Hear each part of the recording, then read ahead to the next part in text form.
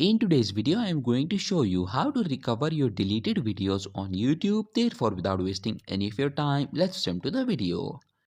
So if you have deleted some videos from your YouTube channel and now you want to recover them, then what you have to do is to open your internet browser, and in the search bar you need to type youtube.com/support and click on search.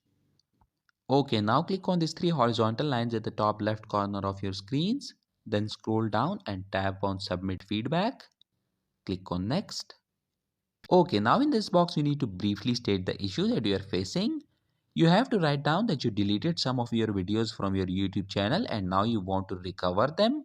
Personally, I would suggest that you just copy paste the paragraph that I have given in description below. Once you have done that, click on the send option. And after you click on send, within the next 24 hours, your deleted videos on YouTube will be recovered. So that was it for this video and I'll see you guys in the next one. Peace out.